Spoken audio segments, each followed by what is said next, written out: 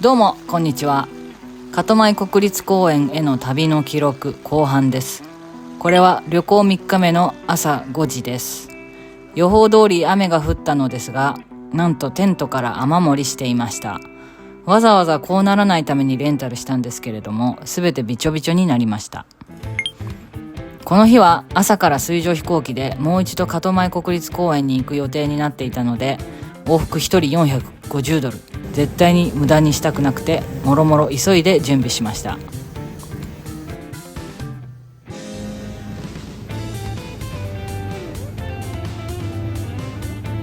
空からの景色が見たくて水上飛行機にしたのですが、天気が悪くてあまりよく見えませんでした。陸路がないというのはすごいですよね。国立公園内への入場を制限するという意味では徹底していますね。調べたら陸路がないのは地形的に難しいという理由もありますが、歴史文化生態系の保護を優先したためとなっていました。そういう理由なら仕方ないですね。なんとか片前国立公園に無事着いたので、公園内にあるレストランで休憩しました。クマじゃないね。よかった。人です。片前国立公園2回目の目的は、クマが鮭を取るために滝の上で待っているスポットがあるということで、それを見に行くことでした。しかしそのスポットへ行くためには、クマが出るかもしれないトレイルを通らなければならず、3人でトレイルに乗り込みました。前半の動画で、クマは怖くないんだ、人を襲うのは人間がそうさせたからだと偉そうに言いましたが、この時はだいぶ緊張していました。まっすぐ行ってます。それで帰り道あんまり意識してなかったんだけど、あそこ結論から言いますと、喋っていても出てきますね、クマ。普通に遭遇しました。この一発目の遭遇は我を忘れて背中を向けて走って逃げそうになりました。散々走らない、背中をクマに向けないと言われていたのに、一瞬で忘れました。野生ってすごいですよね。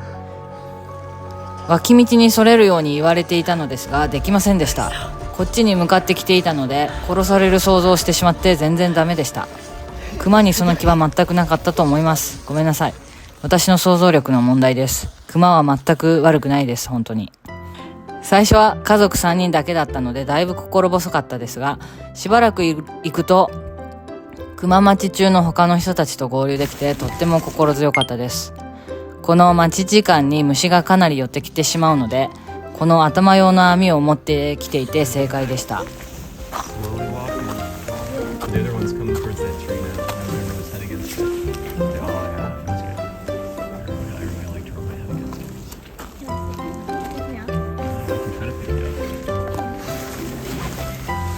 トレイルの脇の方で普通に休憩しているクマもいるので、脇道にそれるというのも考えものですよね。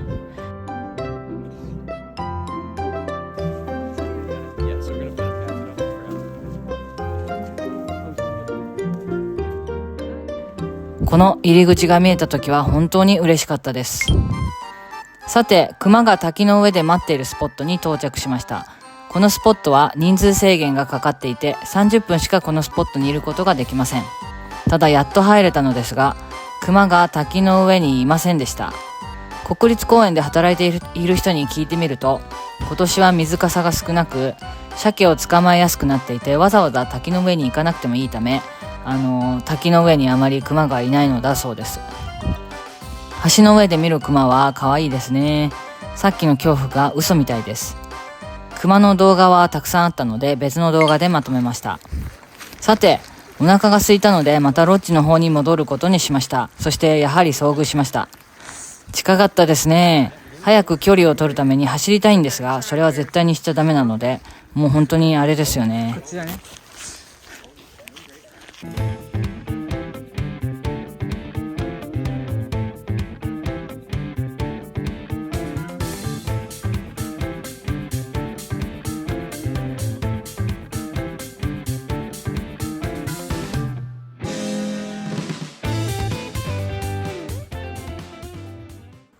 無事帰ってきました。そして娘はクイズに答えて国立公園のジュニアレンジャーになりました。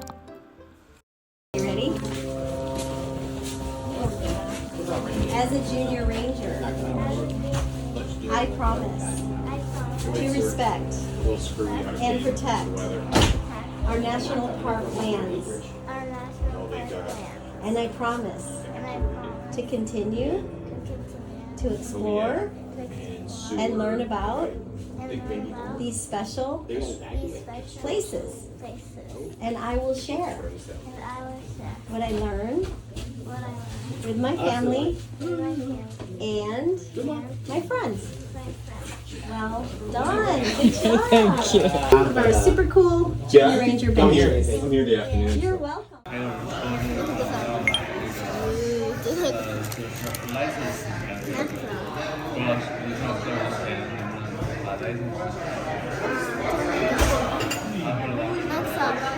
バスをしてパインコーンじゃない濡れたテントで一晩どうしようか考えていると、同じキャンプサイトに泊まっていた人が新しいテントを私たちのために張ってくれて、おかげでぐっすり一晩過ごすことができました。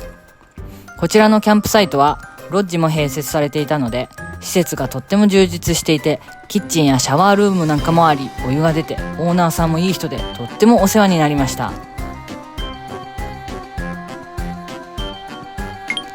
こちらは帰りに利用したスターリングアリューシャンエアウェイズの空港です。初めて聞いた航空会社だったし、空港がだいぶ寂れていたので不安でしたが大丈夫でした。いろいろありましたが、無事2回目キャンプ終わりました。